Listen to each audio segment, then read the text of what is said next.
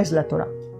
Tú sabes que para la mayoría la Torá es un libro, y es verdad que una de las representaciones de la Torá en el mundo físico es un libro que recoge las palabras divinas. Pero en esencia, la Torá es mucho más que eso. En la propia Biblia, en el libro de Mishlei, libro de los Proverbios, capítulo 8, se nos explica que esta sabiduría de la Torá se encontraba ya con Dios antes de la fundación del mundo.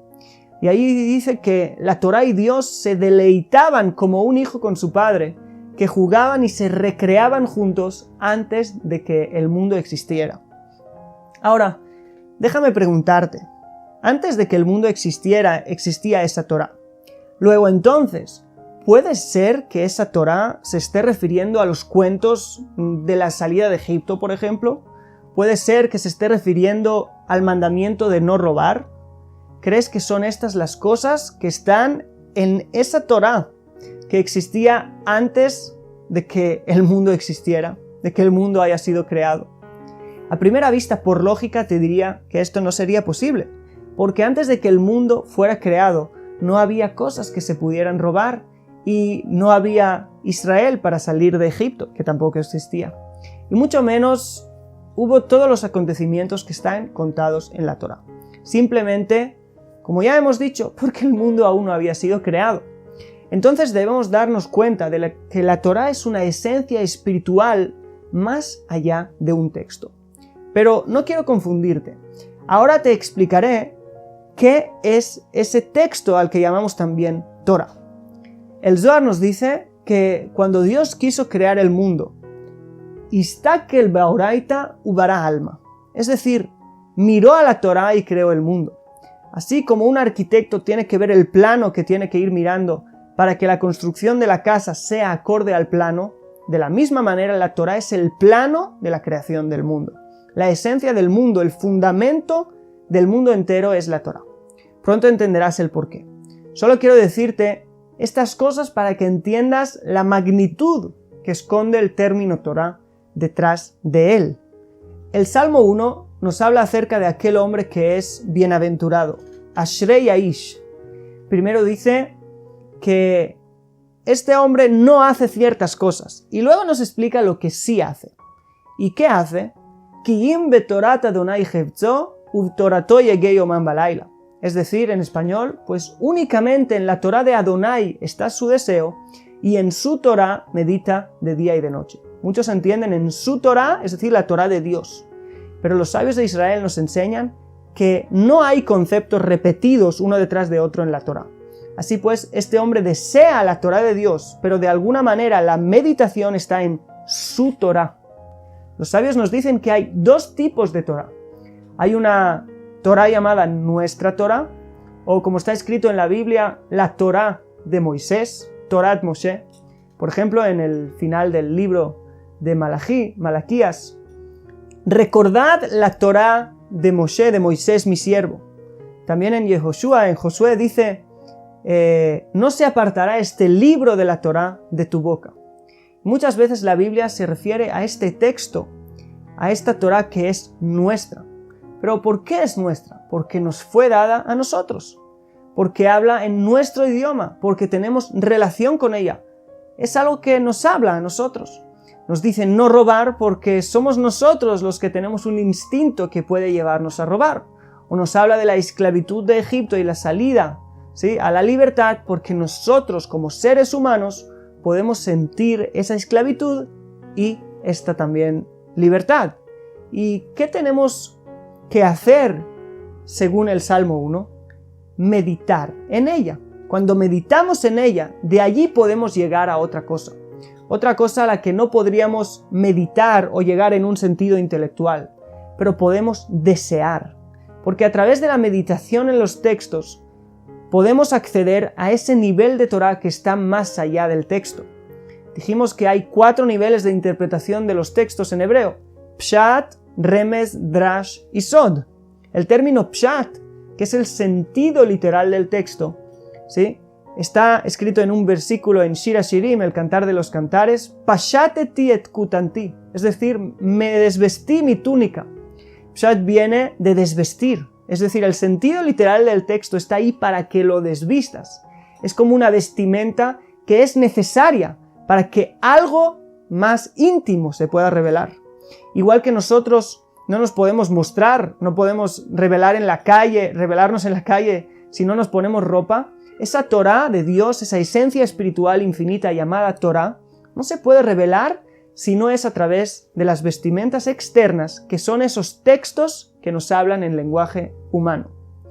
El Zohar nos dice, Kuchavriju veoraita hadu, es decir, el santo bendito sea Dios y la Torá son uno. Cuando nosotros vemos esa esencia divina de la Torá, tenemos que saber que esa esencia es una con la Torá. Así como está escrito del alma del hombre, que salió como un soplo del mismo Dios, y los sabios de la Kabbalah nos dicen que es Helek Eloka Mimal, es decir, parte de Dios. El alma es parte de Dios, también la Torá es parte de Dios. Y de alguna manera vemos como el alma, Dios y la Torá son una unidad. Así pues, déjame resumir lo que te he dicho. ¿Qué es la Torá? La Torá en su sentido más simple es la palabra de Dios, las palabras de Dios. Pero la verdad es mucho más que eso, porque toda palabra viene a revelar algo más profundo. Así como en el hombre, la palabra viene a revelar los pensamientos del hombre, y los pensamientos vienen a revelar la voluntad del hombre, también en la divinidad. Las palabras de Dios vienen a revelar los pensamientos divinos y la voluntad del Creador para con el hombre, para con la historia, para con el mundo. Así pues, la Torá es la revelación en palabras de la voluntad divina para con el mundo. Como te enseñaré más adelante, la revelación de esa voluntad no se hizo una vez y ya está, sino que esa voluntad divina se revela para cada generación. Cada generación tiene un mensaje específico para ella en la Torá. La Torá es algo dinámico, algo vivo que tenemos que leer y entender cada generación de nuevo. Torá significa en hebreo dos cosas principales. La primera es instrucción, porque viene del término oraá, instrucción. Es decir, la Torá viene a instruirnos en un camino. Como hemos dicho antes, la Torá tiene que ser un camino de vida. Y la segunda acepción la encontramos en el Zohar, que nos dice que la Torá viene de la palabra eará, que significa iluminación, porque esta viene a iluminar a aquel que está oculto en ella, detrás de sus letras. El santo bendito sea. La Torá es un acceso a lo infinito, a lo eterno. Hay gente que dice hoy día que la Torá es un libro sobre ética y moral, que tenemos que estudiarlo así y que el resto ya no es actual. Pero es todo lo contrario. La ética se tiene que estudiar antes que la Torá.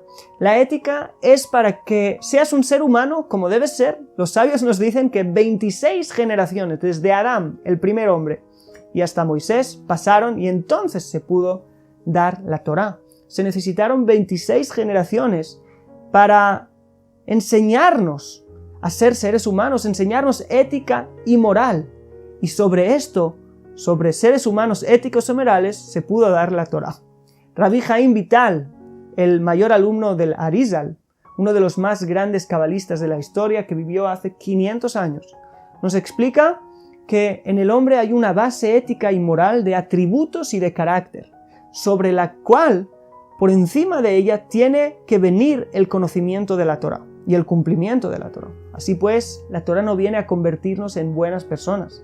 Tenemos que ser buenas personas y después de que lo somos, la Torá nos viene a pasar de seres humanos a seres sobrehumanos, seres divinos. Ahora, quiero hablarte de la Torá oral, ese concepto tan famoso y que crea tanta controversia. No solo hoy en día, la controversia alrededor de la Torá oral dura ya 2000 años aproximadamente. En mi opinión, es un término muy mal explicado y eso es lo que crea mucha controversia. Nosotros tenemos una idea de que hay dos Torás distintas. Una Torá que fue dada por escrito y una Torá que fue pasando de generación en generación y a veces no tienen que ver la una con la otra. ¿Sí? Por alguna razón en la Torá escrita nunca se nos habló de una Torá oral. Y bueno, podemos encontrar pruebas de que existe dentro, pero es todo un poco complicado. La verdad es que esto no es así. La Torá oral es un componente totalmente lógico e inseparable del texto de la Torá, y te lo voy a explicar. Tú sabes que en la Torá Dios habló a Moisés y le dijo que el pueblo de Israel tenía que hacerse algo llamado tzitzit, flecos en las puntas de sus vestimentas. Ahora imagínate que estamos tú y yo ahí, viendo a Moisés recibiendo esa nebuá, profecía, de que tenemos que ponernos tzitzit. ¿Tú qué crees que Moisés haría en ese momento si Dios le dice, habla a los hijos de Israel y diles que se pongan tzitzit, flecos? Sí, tienes razón, Moisés obedecería y hablaría a los hijos de Israel. Entonces él viene y nos dice, tenéis que poneros tzitzit. Como te estás poniendo en escena, tú y yo no tenemos ni idea de lo que son los tzitzit. Por lo tanto, lo que haríamos es preguntarle a Moisés, Moisés, ¿qué es eso? ¿Qué son los tzitzit? Y él seguro nos lo explicaría con paciencia. Pero después le volveríamos a preguntar, ok, ya hemos entendido, pero cuéntanos más, ¿cómo se hace eso? Y él te explicaría los detalles de ese mandamiento. Eso no fue escrito, pero por lógica tuvo que haber sido explicado. Es algo lógica. No es que fueran dadas dos Torás, era lo mismo, solo que lo que fue escrito tuvo que ser explicado, porque no está explicado en el texto. Pero, ¿por qué se transmite por tradición oral? Es muy simple. Imagínate ahora que tú eres aquel que ha recibido el mandamiento de los tzitzit de parte de Moisés, y tienes un hijo. ¿Por qué crees que tu hijo se va a poner tzitzit en su ropa? ¿Crees que tu hijo cuando crezca va a abrir el rollo de la Torá? Uno de los pocos que había, porque no es como ahora que hay imprentas y ordenador y cada uno tiene una Torá en el teléfono. Y este niño va a abrir el rollo y va a leer el versículo de los tzitzit y va a decir, ahora que leo este versículo, entiendo que me tengo que poner tzitzit en la ropa. ¿Crees que es por eso que tu hijo, si estuvieras en ese lugar, se va a poner los tzitzit? Claro que no. Tu hijo se pone los tzitzit porque tú le enseñaste a ponerse los tzitzit. Claro que está escrito, pero no es el motivo que va a impulsar a tu hijo a ponerse los tzitzit si estuvieras en la época. Ahora tu nieto, ¿por qué crees que se pone tzitzit? Porque está escrito en el rollo de la Torá, ¿sí? Sí, allí donde estuviera ese rollo, tampoco se los ponía porque se enseñaba de padres a hijos. Ahora, si alguien tenía una pregunta, ¿cómo se ponen? O se me ha roto, solo tengo 3 flecos, ¿me puedo poner un tercero? ¿Me puedo poner 3? O un montón de otras preguntas que pueden surgir de cualquier mandamiento. ¿Cómo crees que se solucionaban esas preguntas? No se iba a buscar en el rollo, se iba a preguntar a los que habían recibido de Moisés, de Moshe, la tradición de cómo se tienen que cumplir esos mandamientos, porque esas cosas no están escritas en el rollo de la Torá, pero son totalmente conectadas a lo que está escrito ahí, que se dieron mandamientos, y estos tienen que ser explicados. Si te fijas, nuestra Torá no está escrita como un código de leyes. Es más, si la Torá fuera un código de leyes y su objetivo enseñarnos leyes y detalles de mandamientos, sería uno de los códigos legales menos ordenados de la historia.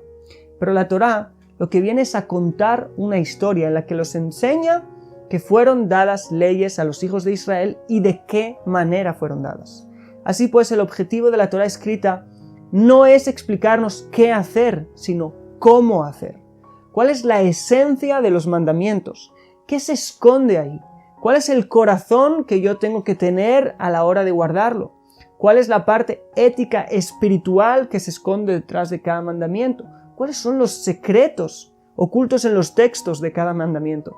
Por eso está escrito en una forma de historia, porque la historia es la mejor manera de pasar un mensaje ético, un mensaje espiritual, para que no nos quedemos solo en qué hacer, sino podamos ir a la esencia del mandamiento en el cómo fue escrita la Torá. Así pues, el qué lo vemos en la vida práctica del pueblo, en la manera de vivir los mandamientos. Esa es la Torá oral. Y el cómo, los mensajes éticos y espirituales están escritos en la Torá escrita. Si la Torá oral es un concepto mal interpretado, la Kabbalah es un concepto transgiversado por completo. Kabbalah no es sino el cuarto de los niveles de interpretación de la Torá. El Sod, los misterios del universo, de la vida, de Dios, del hombre. Sí, todo eso, pero en la Torá, desde el punto de vista de la Torá. ¿Por qué es importante que sea desde el punto de vista de la Torá y que no sea Kabbalah separada de la Torá, como algunos nos están intentando vender? No sé exactamente de dónde lo habrán sacado. La Kabbalah es la dimensión interna de la Torá, no una sabiduría segregada. ¿Por qué es tan importante entenderlo? Porque hemos dicho que la Torá es el mensaje divino vivo para cada generación. Cuando yo entiendo la profundidad del mensaje, cuando yo entiendo y accedo a la luz que se encuentra en ese mensaje, yo puedo, a través de la Kabbalah, iluminar mi vida, iluminar el mundo, conocer los misterios y los secretos del universo, conocer los secretos de mi relación con Dios. Puedo acceder a otros niveles de mi relación con ese mensaje divino, de mi relación con el cumplir la voluntad divina en el mundo.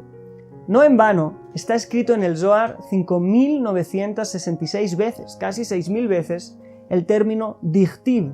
El Zohar está muy preocupado de decirnos muchas veces dichtiv, que significa como está escrito, para enseñarnos que las ideas y las revelaciones de los misterios, tanto de la creación como del alma, como de Dios, tenían su fuente en la Torá, el mensaje divino por excelencia que ha sido dado al mundo.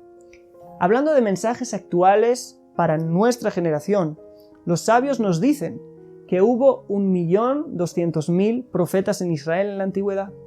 Y en otra fuente se nos dice que hubo 1.200.000 hombres y 1.200.000 mujeres.